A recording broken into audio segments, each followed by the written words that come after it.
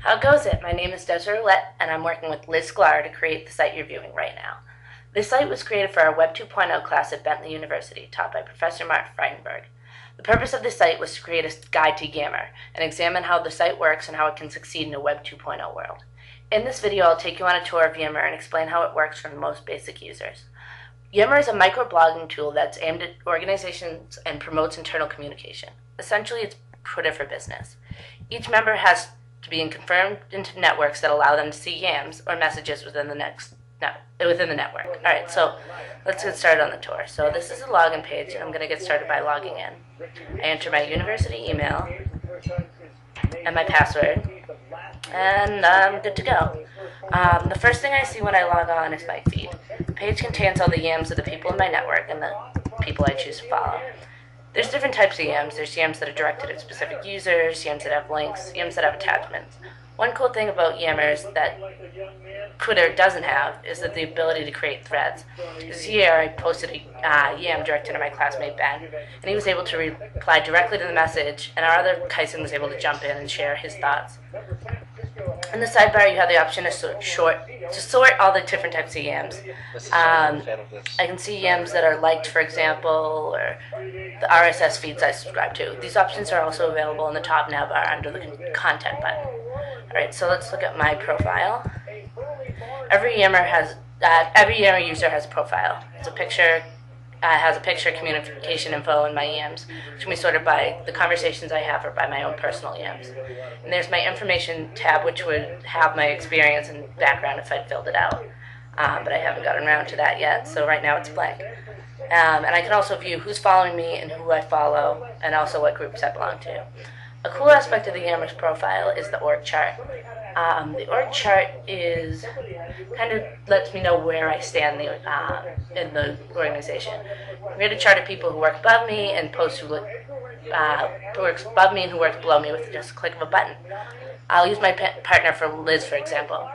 I can send a request to be my supervisor just by entering some real simple information, and there you go, it's all set. Alright, so let's check out the groups. Groups are sub-networks for Yammer communication. They can be private and require users' inquiry to join, like the alumni group, or they can be public, like the CS299 group, which anyone can join and anyone can view. Here I can start a discussion with other members and get notifications of updates. Ben is the admin, so he has control over the content of the site. Communities are also a cool feature of Yammer. Communities are a new kind of network. Basically, they make their own feed. They allow people to communicate across networks. When a user creates a community, they create the feed with members that aren't specific to, say, Bentley. There's one created called Bentley Potential Student Community, and it looks like its own feed, as you can see here. And if we look at the members, you can see that they're sorted by parent networks, so you can see where they belong, but also that they are communicating with each other.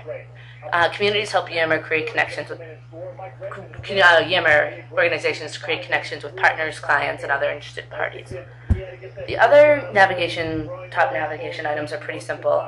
The members just allow to see who's in the network and who's following you and who you follow. And the invite just allows you to send emails to basically, for my example, it would be I could send people to emails at bentley.edu. And they could view their network, and they would be invited into the network.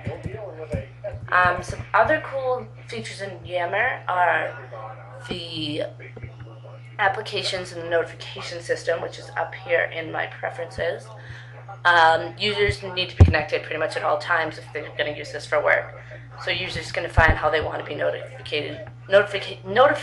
of updates and connect Yammer updates to their email, cell phone, or instant messenger.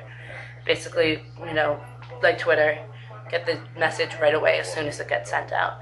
You can also get apps that relate to Yammer. Users can download the applications to their desktop, their Android phone, BlackBerry, Outlook, or iPhone, and they also can get a Firefox extension that allows them to see their Yammer feed and Yammer Wave from the main site.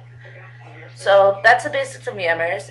If you want to get started, it's really easy to make an account. You just need to enter your organization email, and you're all set to go with this guide.